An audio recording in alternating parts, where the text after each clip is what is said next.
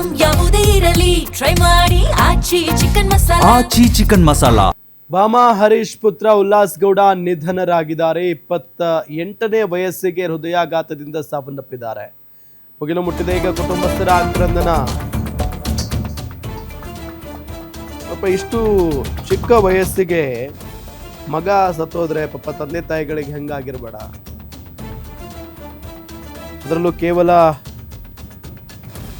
28 ವರ್ಷ ವಯಸ್ಸು. ಸೊ ಆ ನಿಟ್ಟಿನಲ್ಲಿ ಬಹಳ ನೊಂದಿರ್ತಾರೆ. ಗೋವಿಂದರಾಜನಗರದ ನಿವಾಸದಲ್ಲಿ ಅಂತಿಮ ದರ್ಶನಕ್ಕೆ ವ್ಯವಸ್ಥೆಯನ್ನ ಮಾಡಲಾಗಿದೆ. ಸುಮನಹಳ್ಳಿ ಚಿತಾಗಾರದಲ್ಲಿ ಸಂಜೆ ಅಂತ್ಯಕ್ರಿಯೆ ನಡೆಯಲಿದೆ.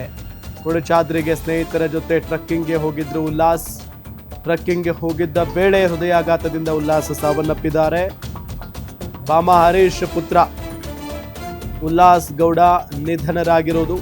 28ನೇ ವಯಸ್ಸಿಗೆ ಹೃದಯಾಘಾತದಿಂದ ಸಾವನ್ನಪ್ಪಿದ್ದಾರೆ.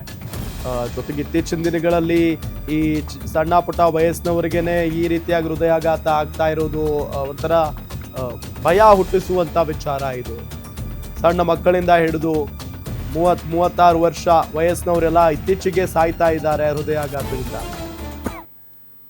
ಸೊ ಆ ನಿಟ್ಟಿನಲ್ಲಿ ಕೆಲವೇ ದಿನಗಳ ಹಿಂದೆ ಅಥವಾ ಒಂದು ವರ್ಷದ ಹಿಂದೆ ಅಂತ ಕೇಳ್ಪಟ್ರು.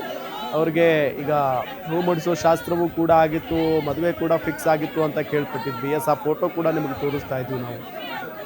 ಪಾಪ ಈಗ ಅವ್ರು ಇಲ್ಲ, ಇನ್ನೂ ಮದುವೆ ಕೂಡ ಆಗಿರಲಿಲ್ಲ.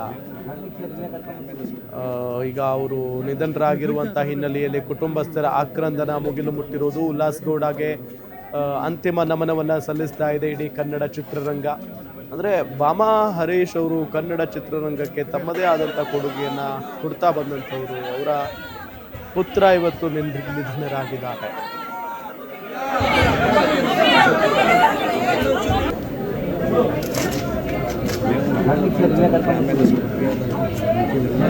ಬಿಡ್ತಾ ತಗೋತಾರಲ್ಲ